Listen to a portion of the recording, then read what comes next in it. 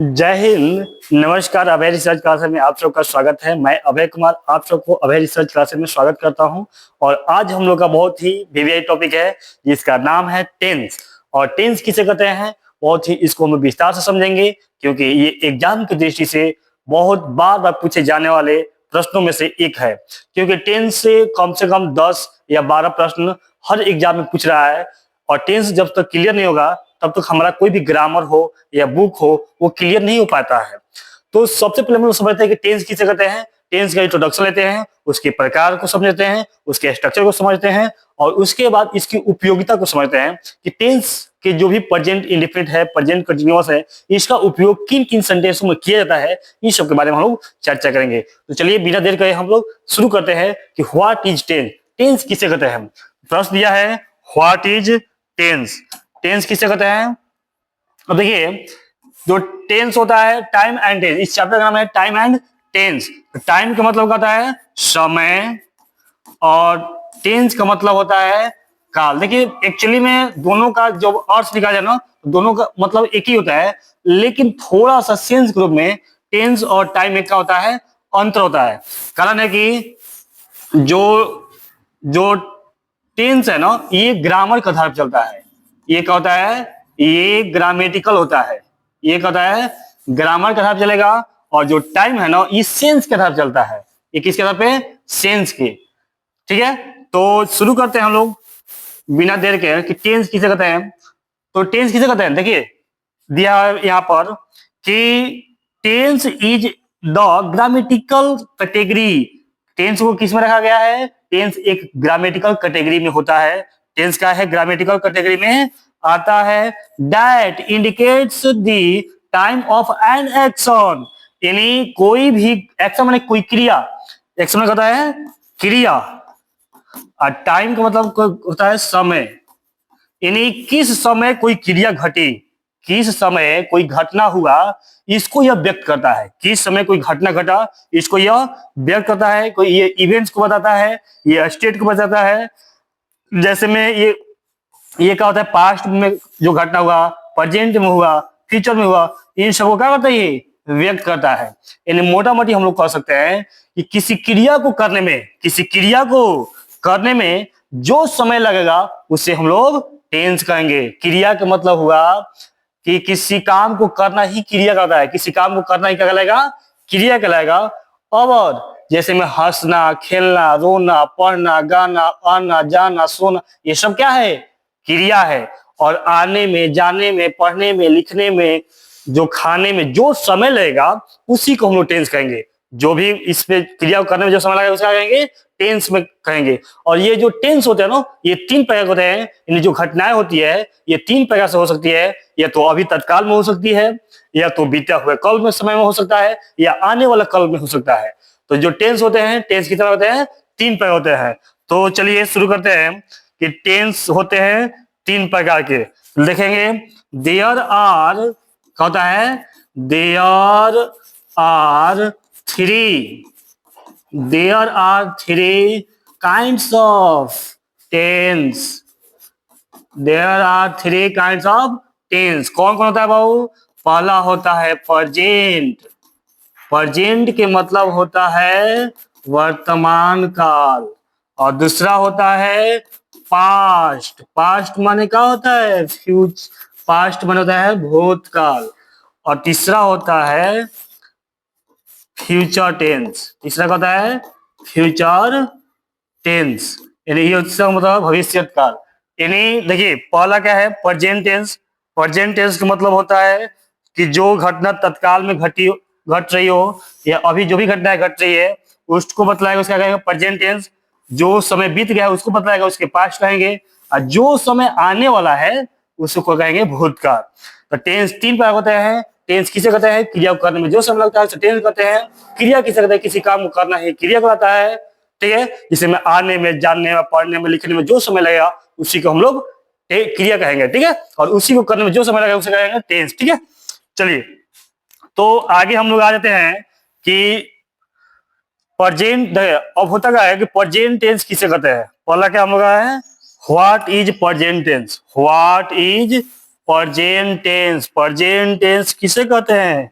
तो present tense के मतलब होता है वर्तमान काल। क्या होता है? वर्तमान काल। तो वर्तमान काल किसे कहते हैं? देखिए दिया इसमें, present tense indicates action. Action माने क्रिया, इवेंट्स और a state occurring now regularly or universally. It includes simple, continuous, perfect and perfect continuous form। अब देखिए क्या कर रहा है कि प्रेजेंट टेंस कहते हैं वैसा टेंस जो क्या करे, जो क्रिया के इवेंट्स माने जिस घटना में घट रहा है, इवेंट्स उसके इवेंट्स को व्यक्त करता हो, या स्टेट को व्यक्त करता हो, या ओकरिंग का व्यक्त करता हो, ठीक है, या नियमितता को व्यक्त करता हो, या यूनिवर्सली माने होता है जो वैश्विक रूप से होता है उसको व्यक्त करता हो, उससे हम लोग क्या कहते हैं? प्रेजेंट टेंस कहते हैं। और ये सभी घटनाएं वर्तमान समय में, जो अभी समय चल रहा है ना, उस समय घटती रहती है, और इसी को हम लोग कहते हैं प्रेजेंट टेंस। और इसके कितने फॉर्म होते हैं? इसके 4 फॉर्म, ये 4 प्रकार होता है। पहला होता है ये सिंपल यानी इंडेफिनिट होता है, उसके बाद कंटिन्यूअस होता है, उसके बाद परफेक्ट होता है, उसके बाद परफेक्ट कंटिन्यूअस होता है। यानी कहने का मतलब ये है मेरा कि जो प्रेजेंट टेंस है ये 4 प्रकार के होते हैं। प्रेजेंट टेंस कितने होते हैं? 4 प्रकार होते हैं, जिसमें इसको कह सकते हैं कि देयर आर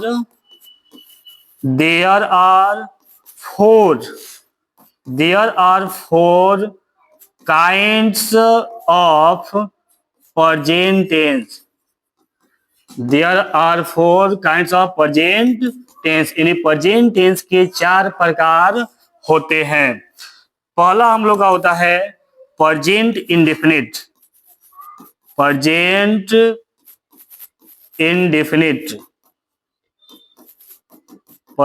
इंडेफिनिट टेंस, और इसी का नाम होता है simple present.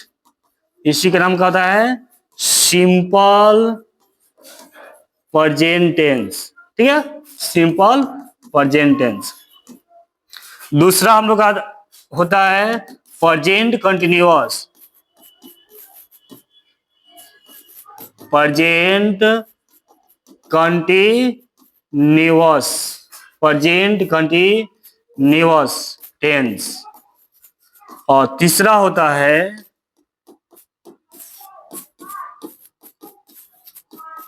Present perfect tense. Present perfect tense. और लास्ट होता है प्रेजेंट परफेक्ट कंटिन्यूअस टेंस। यानी हम लोग बहुत सिंपल से याद कर लेंगे कि प्रेजेंट टेंस 4 प्रकार का होता है। देखिए हम लोग टेंस को एकदम जितने भी गहराई से होता है उससे पढ़ेंगे, एकदम छोटा छोटा जो महिल होता है उसे। यानी जिस बच्चे को जीरो से भी नहीं आता हो टेंस, साफ समझ में भी नहीं आता हो, उस बच्चा को भी समझ में आने लगा, इस तरह से हम लोग पढ़ना स्टार्ट करेंगे, ठीक है। तो प्रेजेंट टेंस कितने प्रकार होते हैं? तो प्रेजेंट टेंस होते हैं 4 प्रकार के। कौन कौन? प्रेजेंट टेंस 4 प्रकार होते हैं। पहला है प्रेजेंट इंडेफिनिट टेंस, इसी को हम लोग कहते हैं सिंपल प्रेजेंट टेंस। दूसरा होता है प्रेजेंट कंटिन्यूअस टेंस। तीसरा होता है प्रेजेंट परफेक्ट टेंस, और चौथा होता है प्रेजेंट परफेक्ट कंटिन्यूअस टेंस। तो हम लोग का ये 4 हो गया। और इसके बाद हम लोग पहला पढ़ेंगे कि what is present indefinite tense. पहला क्या है? What is present indefinite tense. तो प्रेजेंट इंडेफिनिट टेंस के मतलब का यहाँ पे क्या हुआ, देखिए दिया है पहला क्वेश्चन, ये क्या है? प्रेजेंट इंडेफिनिट,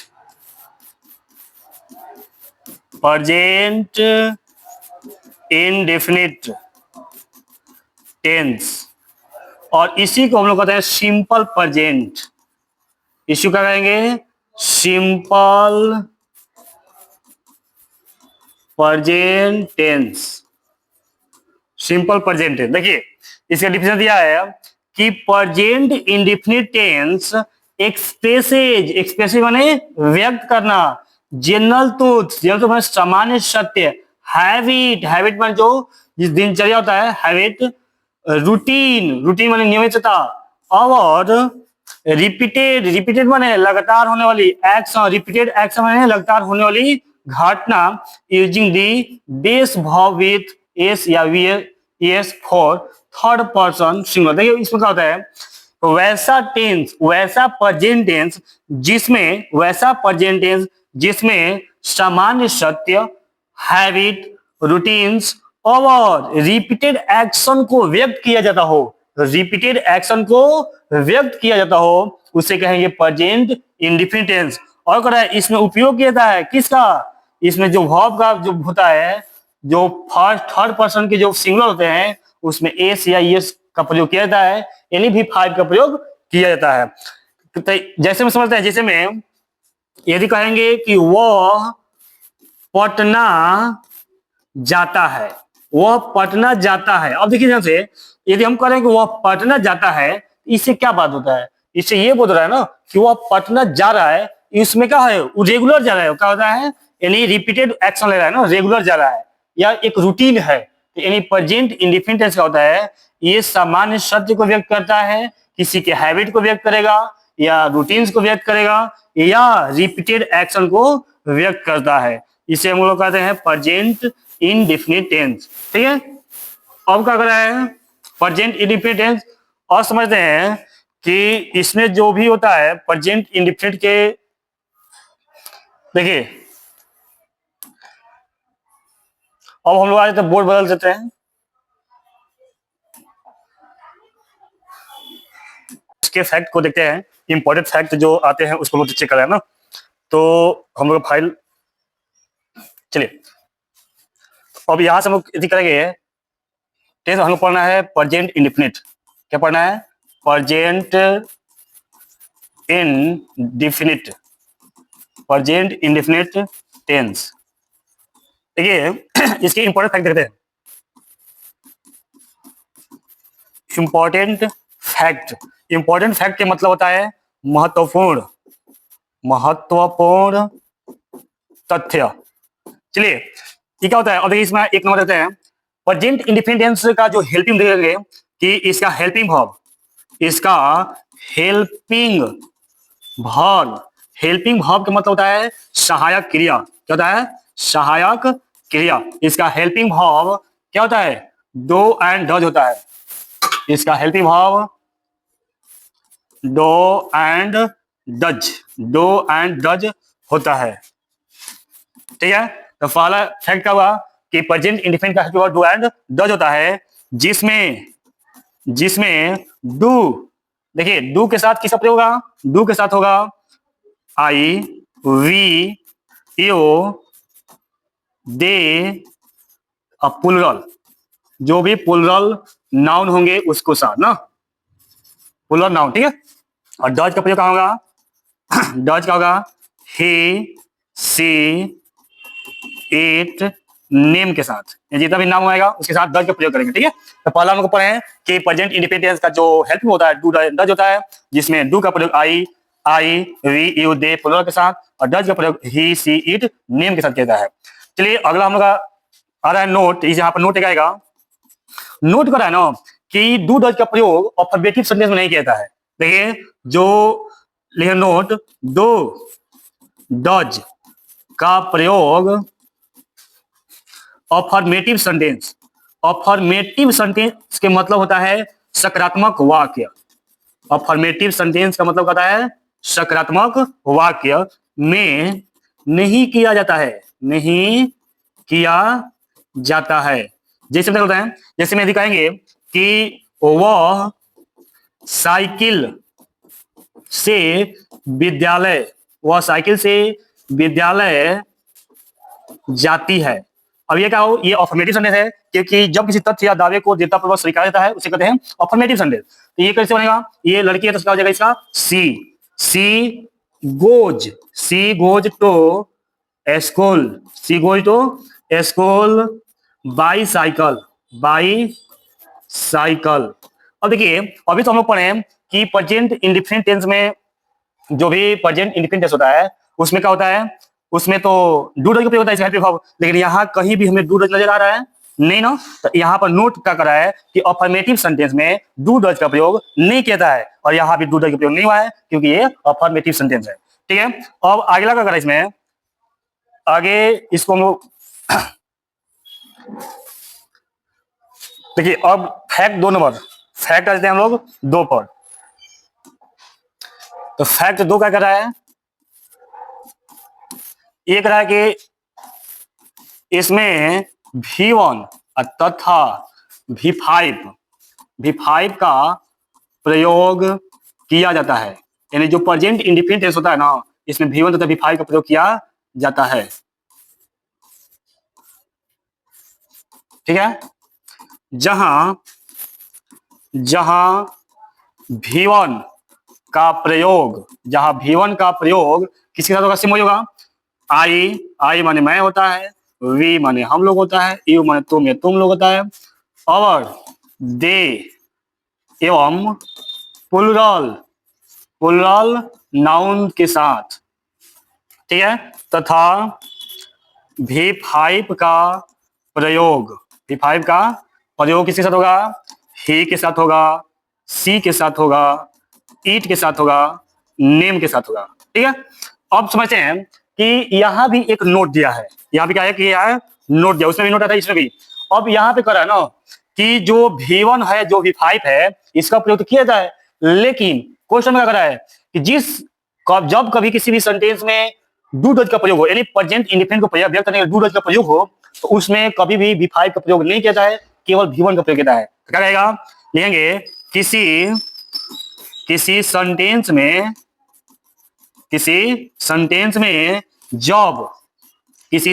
में जब डू या डज का प्रयोग हो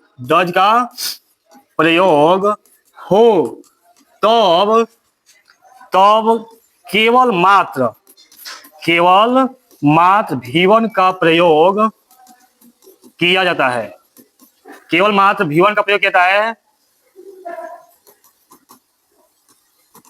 किया जाता है यदि थर्ड पर्सन के सिंगुलर, क्या होता है, ये होता है सी होता है, ही होता है, इट होता है, नेम होता है। ठीक है, सिंगुलर होने पर भी V1 का प्रयोग किया जाता है, V1 का प्रयोग किया जाता है।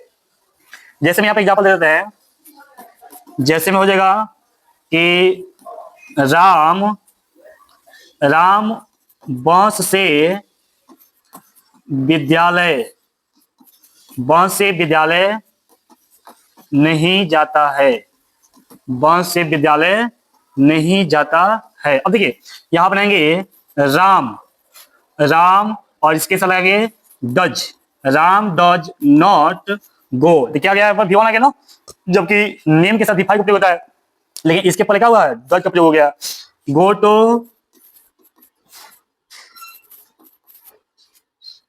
Go to school by bus, तो इसमें हम लोग पढ़े कि जो भी प्रेजेंट इंडिफिनिट टेंस का जो V1 है, V5 है, जिसमें V1 का प्रयोग आई वी यू दे के साथ किया जाता है, प्लुरल के साथ किया जाता है, और V5 का प्रयोग ही सी इट नेम के साथ किया जाता है। लेकिन जब किसी भी सेंटेंस में डूडज का प्रयोग होता है तो उसके साथ किसका प्रयोग करेंगे, केवल मात्र V1 का प्रयोग होता है। किसका करेंगे, केवल मात्र V1 का प्रयोग करेंगे।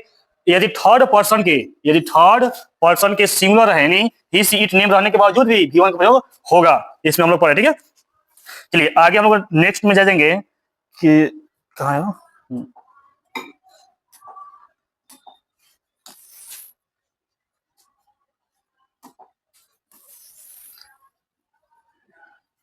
चलिए अगला करा है, अगला फैक्ट क्या है, अगला फैक्ट करा है इसका पहचान,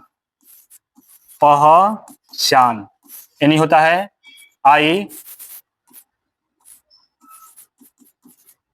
आइडेंटिटी।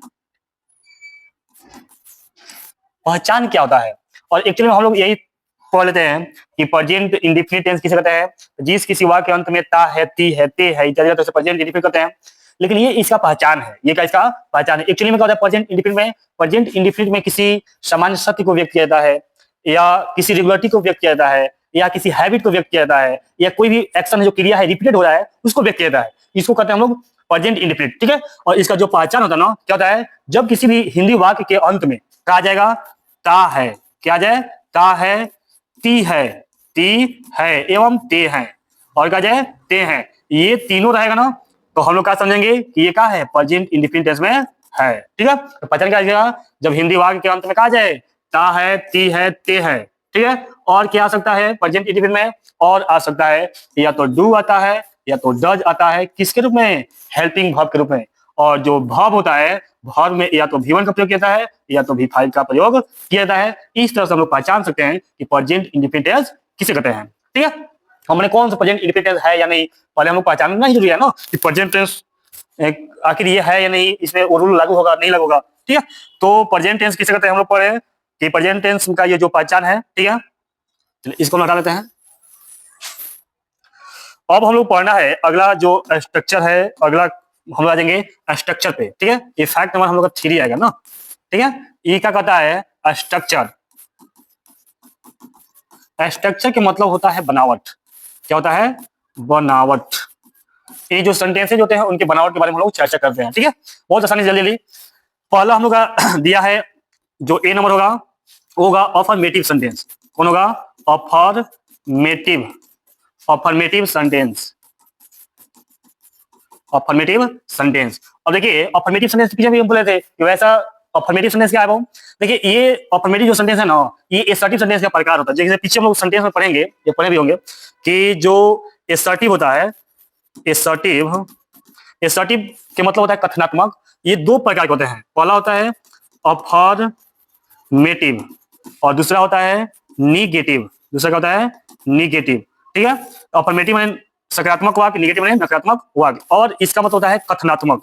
ये क्या होता है, कथनात्मक, यानी जब किसी तथ्य दावे को दृढ़तापूर्वक व्यक्त किया जाता हो उससे कहेंगे कथनात्मक वाक्य, और इस व्यक्त को जब हम लोग स्वीकारेंगे ना तो कहेंगे अफर्मेटिव, और जब नकार देंगे तो कहेंगे निगेटिव, ठीक है। तो इस तरह से हम लोग क्या पढ़ेंगे अफर्मेटिव सेंटेंस का जो स्ट्रक्चर होता है उसको पढ़ेंगे। तो इसका क्या होता है, देखिए पहले बता देते हैं कि जो हम लोग बनावट में जो भी पढ़ेंगे तो जहां एस आएगा इसका मतलब होता है सब्जेक्ट, करेंगे हम लोग सब्जेक्ट, ठीक है। यदि ओ आया इसका मतलब हम लेंगे ऑब्जेक्ट, करेंगे ऑब्जेक्ट। और वही V1 V3 V4 जो भी आवे उसका मतलब होता है वर्ब, क्या जाएगा, वर्ब। और यदि ओ डब्ल्यू हो जाएगा इसका मतलब होगा अदर वर्ड, इसका मतलब क्या होगा, अदर वर्ड, ठीक है। तो इस तरह से हम लोग जो भी है जो शॉर्ट में इसका उपयोग हम लोग करेंगे अपने स्ट्रक्चर में, इसको हम लोग समझना जरूरी है, ठीक है। चलिए तो पहला अफर्मेटिव में जो स्ट्रक्चर का होता है, अफर्मेटिव होता है सब्जेक्ट प्लस V1 या V5 plus object plus other word, other word. ये क्या हुआ हमारा प्रेजेंट इंडेफिनिट टेंस के अफर्मेटिव स्ट्रक्चर हुआ। जैसे में वह सुबह सड़क पर दौड़ता है, वह सुबह सड़क पर दौड़ता है। तो इसको कैसे बनाएंगे, ही, देखिए आगे ही अगर सब्जेक्ट हमारा, उसके बाद V1 है V5। अभी तक पीछे हम चर्चा किए थे कि जो भी ही सी इट नेम होता है उसके साथ किसका प्रयोग करेंगे, V5 का प्रयोग करेंगे। यानी दौड़ना का होता है रन, क्या होता है, रन। यहाँ पर हम लोग देंगे रन्स, क्या देंगे, run, runs, he runs on the road, on the road in the morning, सुबह में, यहाँ पर ना इन द मॉर्निंग हम लोग बन गया। अब देखिए यहाँ पर सभी टू जगह है, नहीं लगा ना। देखिए ये हमारा क्या होगा, ये हमारा सब्जेक्ट हो गया, ये हमारा V5 हो गया, ये हमारा ऑब्जेक्ट हो गया, और ये हमारा क्या है, अदर वर्ड में आ जाएगा। ये क्या है, अदर वर्ड। तो प्रेजेंट इंडेफिनिट टेंस का जो स्ट्रक्चर होता है सब्जेक्ट प्लस V1 या V5 plus object plus other word होता है। इस तरह समझ से एक और एग्जांपल लेते हैं कि वे लोग ट्रेन से पटना जाते हैं, वे लोग ट्रेन से पटना जाते हैं। तो वे लोग का होता है दे, और आई वी यू दे के साथ V1 का प्रयोग होता है। You go, they go to Patna, they go to Patna by train, by train. इस तरह से बन जाएगा हमारा, ये हमारा सब्जेक्ट हुआ, ये हमारा V1 हो गया, ये हमारा ऑब्जेक्ट है और ये हमारा अदर वर्ड है। ठीक है, कोई दिक्कत नहीं है। चलिए अगला हम लोग आ जाते हैं निगेटिव सेंटेंस। अगला लगाएंगे निगेटिव सेंटेंस। तो दो जो बी नंबर हम लोग आएगा निगेटिव,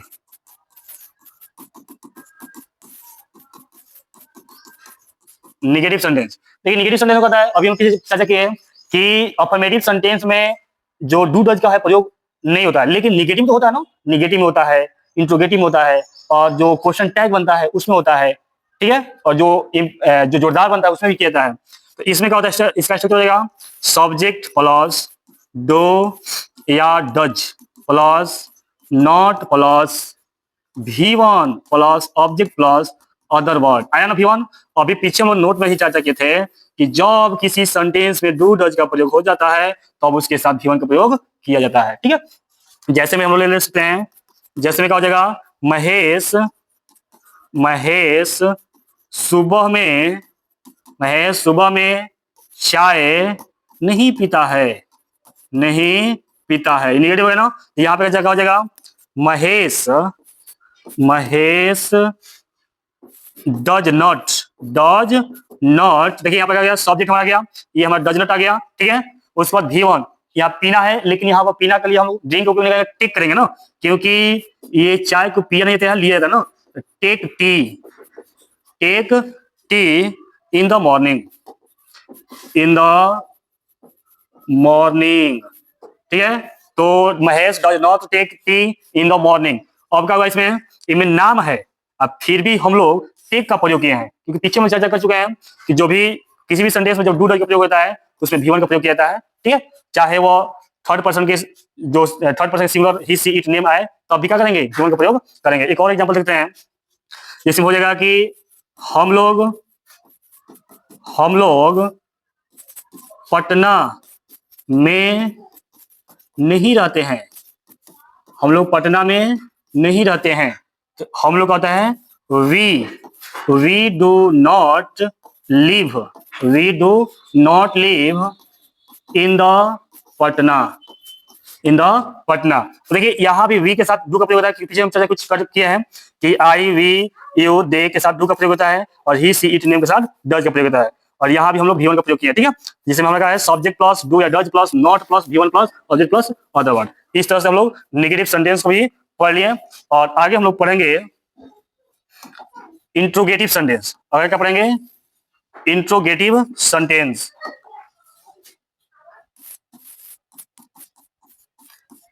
इंट्रोगेटिव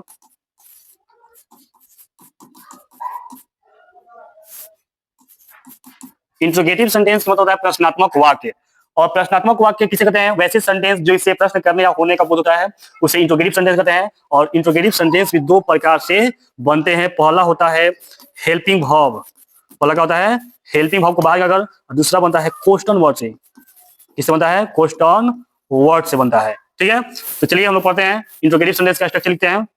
ये हमारा सी है ना, इसका होता है डू डज क्या होता है, हेल्पिंग वर्ब बाहर निकल जाएंगे, डो या डज, डू या does plus subject plus V1 plus object plus other word, और क्या हो जाएगा, क्वेश्चन मार्क, और क्या हो जाएगा, क्वेश्चन मार्क। जैसे में देख सकते हैं, जैसे में क्या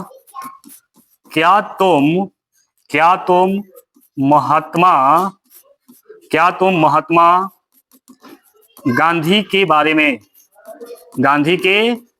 में जानते हो, जानते हो, प्रश्न किया। ठीक है, तो अब देखिए यहाँ पे हमें जो स्ट्रक्चर का मिला है डू डज, तो बोलिए जो यू है तुम है, इसके साथ क्या लगेगा, डू या डज, तो डू लगेगा। यहाँ पर क्या हम लोग डू, उसके बाद सब्जेक्ट है यू, तो यू डू यू।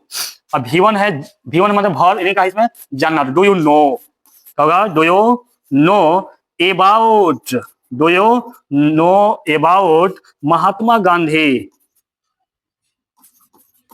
महात्मा गांधी। और जो इंट्रोगेटिव प्रश्नात्मक मार्क है उसको देंगे, क्वेश्चन मार्क। तो do you know about Mahatma Gandhi, ठीक है, ये क्या है, इंट्रोगेटिव सेंटेंस है और प्रेजेंट इंडेफिनिट में इसको व्यक्त किया गया है। एक और देख लेते हैं कि क्या वे लोग क्या वे लोग क्या वे लोग मेरे घर आ रहे हैं और यहाँ पे क्वेश्चन मार्क। ठीक है, तो यहाँ पे क्या हो जाएगा कि दो दो दे हो जाएगा ना, do they come to my house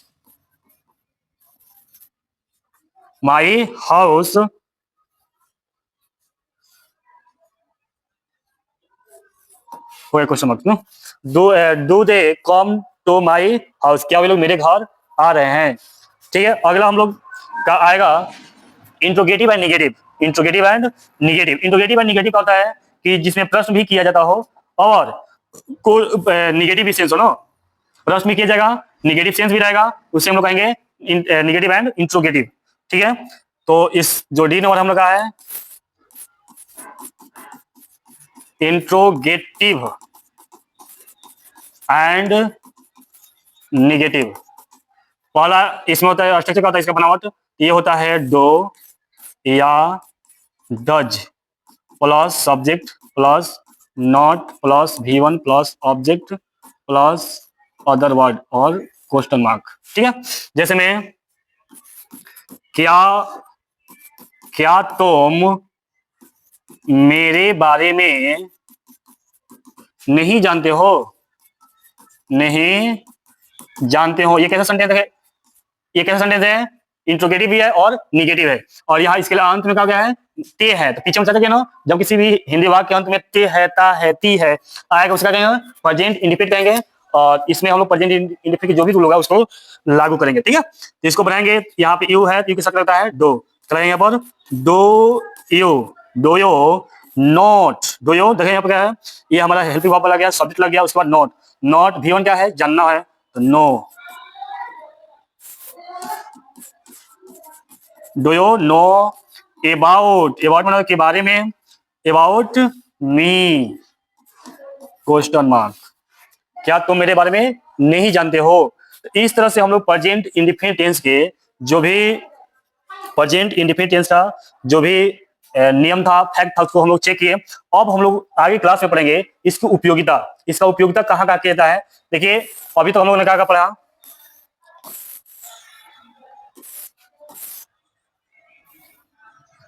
चलिए अभी तो हम जो प्रेजेंट इंडिफिनिट में जो भी स्ट्रक्चर था उसको पढ़े कि subject plus do does plus भी नॉट प्लस V1 प्लस, ये था निगेटिव ना, ये निगेटिव है। और आगे हम लोग आएगा, जाओ थोड़ा वेट करना है ना, चलिए आगे क्लास हम लोग खोल लेते हैं।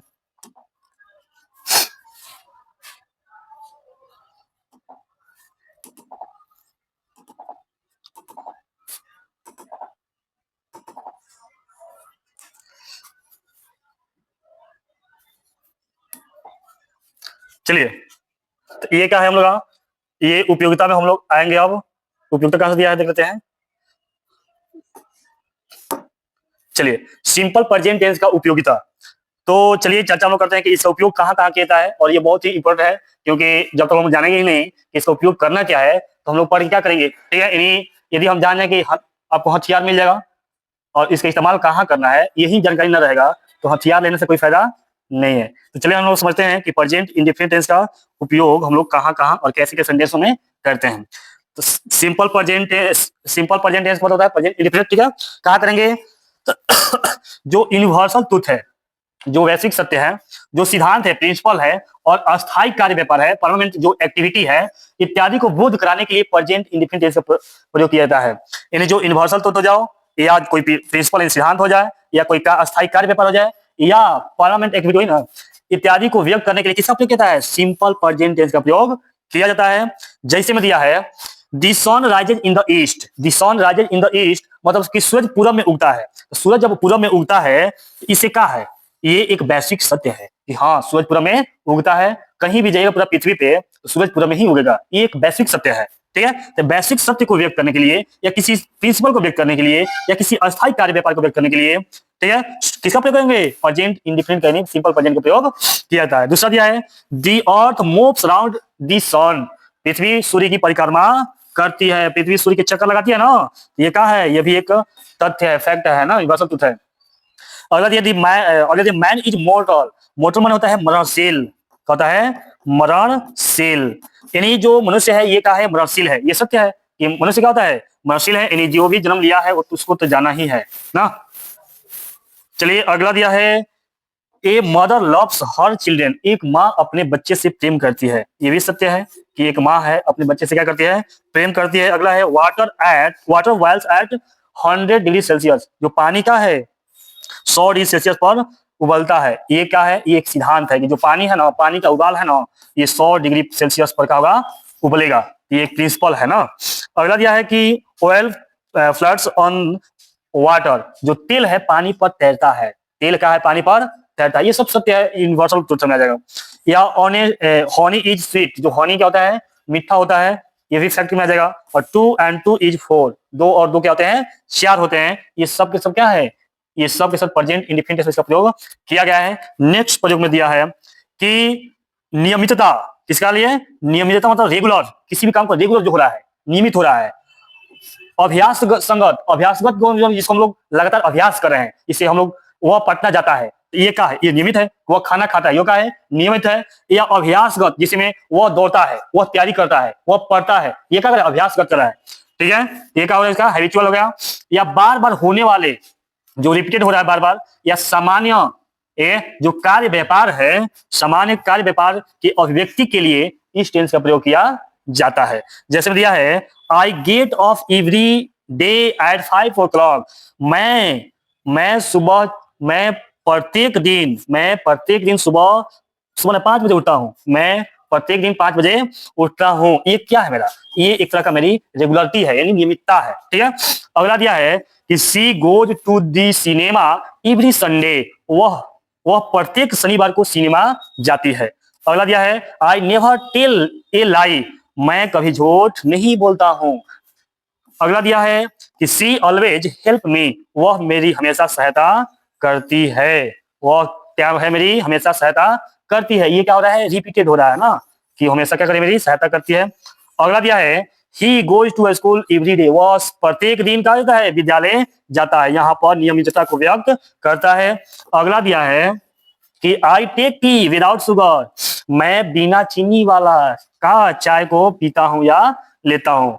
आई लिव इन पटना, मैं पटना में रहता हूँ। Ram and Shyam are student, Ram और श्याम क्या है? स्टूडेंट है। ये सभी सेंटेंस क्या है? प्रेजेंट इंडिफिनिट में है, और ये किसी नियमितता को व्यक्त करते हैं, या हैबिट को व्यक्त करते हैं, या बार बार जो भी घटनाएं घटती है उसको व्यक्त करते हैं, या किसी कार्य व्यापार को व्यक्त करते हैं। चलिए अगला दिया है 3 नंबर की जगह 4 नंबर आ गया है, ठीक है, इसको 3 कर लेंगे हम लोग, ठीक है।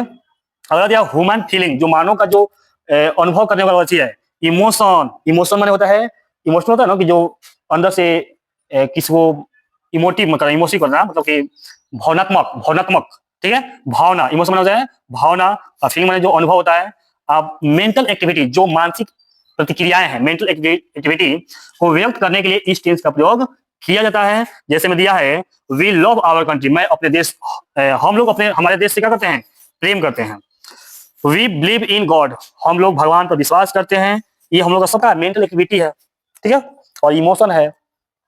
अगला दिया है I love the red rose, I understand your problem, मैं तुम्हारे जो भी प्रॉब्लम है इसको समझता हूँ। I think he is always right, मैं समझता हूँ या मैं सोचता हूँ कि वह हमेशा क्या होता है? सही होता है। चलिए अगला हम लोग का नेक्स्ट नंबर आ गया है कि इस टेंस का प्रयोग भविष्य में होने वाले कार्यक्रम, निर्णय, पूर्व निर्धारित योजना या का बोध कराने के लिए भी इस टेंस का प्रयोग किया जाता है। भविष्य में कोई घटना घट रहा हो या कोई कार्यक्रम बना दिया गया हो, भविष्य में ये होगा, उसको भी व्यक्त करने के लिए प्रेजेंट इंडिफिनिट टेंस का प्रयोग किया जाता है। और ये क्या होता है? ये फ्यूचर टाइम को व्यक्त करता है, इसको व्यक्त करता है फ्यूचर टाइम। कभी ना हम कि जो टाइम होता है ना, टाइम सेंस पे चलता है, और जो टेंस होता है ना, ये टेंस ये चलता है, जो रूल होता है उस पर चलता है, ठीक है।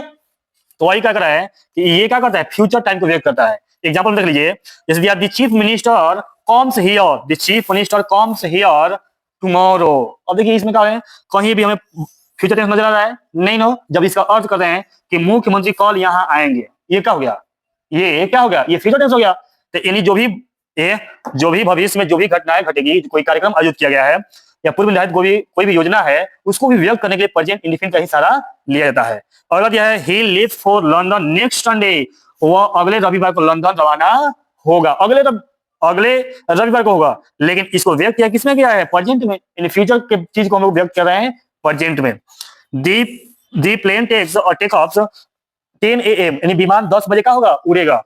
अगला दिया है I go to Mumbai next week, मैं अगले सप्ताह मुंबई जाऊंगा। अगला दिया है when does the college reopen, college का होगा पुनः कब खुलेगा। तो इन सब जो भी सेंटेंसेज है ये क्या है, ये भविष्य में कोई भी कार्यक्रम को व्यक्त करते हैं और इसको हम प्रेजेंट इंडेफिनिट के द्वारा व्यक्त करते हैं। अगला दिया है कि अगर प्रिंसिपल क्लॉज में फ्यूचर टेंस प्रयुक्त रहे तो शर्त का बोध कराने के लिए सबऑर्डिनेट क्लॉज में प्रेजेंट इंडेफिनिट टेंस का प्रयोग किया जाता है। अब पहले हम थोड़ा सा समझ लेते हैं कि प्रिंसिपल क्लॉज और सबऑर्डिनेट क्लॉज क्या होता है।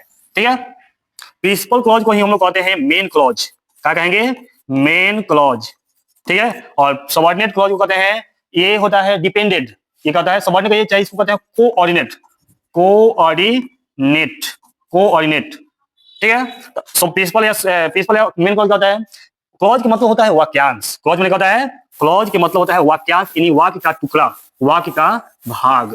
तो अब क्या होता है कि वैसा वाक्यांश जो पूरे अर्थ दे, वैसा वाक्यांश जो किसी पर डिपेंड ना हो, यानी सबऑर्डिनेट क्लॉज पर डिपेंड ना हो और अपना अर्थ अकेले अपने अर्थ पूर्ण रूप से व्यक्त करे, उससे कहेंगे प्रिंसिपल क्लॉज। और सबऑर्डिनेट क्लॉज का मतलब होता है वैसा वाक्यांश जो अपने अर्थ को व्यक्त करने के लिए प्रिंसिपल क्लॉज पर आश्रित हो, उससे क्या कहेंगे, सबऑर्डिनेट क्लॉज। तो क्या कर रहा है, ये कह रहा है कि अगर प्रिंसिपल क्लॉज में फ्यूचर टेंस है, क्या है, फ्यूचर टेंस, अगर प्रिंसिपल क्लॉज में क्या हो, फ्यूचर टेंस हो, तो प्रयुक्त समय को, शर्त को व्यक्त करने के लिए, बोध कराने के लिए सबऑर्डिनेट क्लॉज में किसका प्रयोग करेंगे, प्रेजेंट टेंस का प्रयोग किया जाता है। जैसे में दिया है वी शैल गेट वेट, एक सेकंड, वेट ना वी होगा, वी इफ इट रेन्स, कर रहा कि यदि वर्षा होती है तो हम लोग क्या करेंगे, एक सेकंड, यहाँ पर रॉन्ग दे दिया है ना, ये थोड़ा इसको बंद करेंगे, थोड़ा रॉन्ग दिया है लग रहा है। और अब देखते हैं you will get success if you try hard, यदि सफलता पाना है तो कठिन अभ्यास करना पड़ेगा, कठिन मेहनत करना पड़ेगा। ये क्या है, ये हमारे जो if try hard, you will get success, ये क्या है, ये है प्रिंसिपल क्लॉज, और किसमें दिया गया है, फ्यूचर टेंस में दिया गया ना, और इसको व्यक्त किया गया सबऑर्डिनेट क्लॉज में, तो यहाँ पे यू ट्राई हार्ड, ये क्यों, किसमें है, प्रेजेंट इंडेफिनिट में है।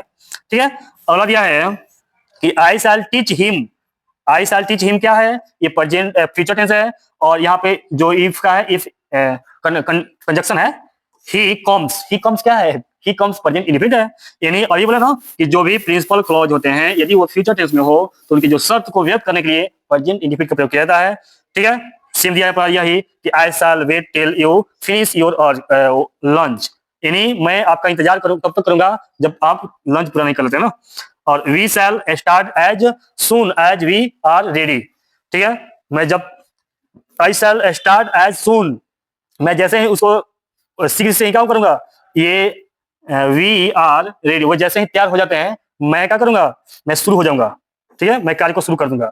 और अगला दिया है if you read you will pass, यदि तुम पढ़ोगे तो क्या हो जाओगे, पास हो जाओगे। ये सब में जो प्रिंसिपल क्लॉज है ये किसमें दिया है, फ्यूचर टेंस में दिया है, और इसकी जो शर्त है उसको व्यक्त किया गया है प्रेजेंट इंडेफिनिट टेंस में। ठीक है, चलिए, और नेक्स्ट जो भी इसका उपयोगिता है आगे की हम लोग वीडियो में चर्चा करेंगे, और ये थोड़ा लंबा हो गया, और इस तरह से हम लोग सभी वीडियो जो भी टेंस है उसको विस्तार से धीरे धीरे पढ़ना स्टार्ट करेंगे और ट्राई करेंगे। और प्लीज जो भी बच्चे हैं उसको आप शेयर करिए और कमेंट जरूर करिए, जो भी गलतियां हो गई हो इसमें कमेंट करिए, बताइए, और हम लोग सुधार के 100% कोशिश करेंगे। और हम लोग सुधार कर रहे हैं, इसलिए थोड़ा हेल्प की जरूरत है, और इसलिए आप लोग सब्सक्राइब, लाइक, कमेंट और शेयर जरूर करिए। जय हिंद, जय भारत।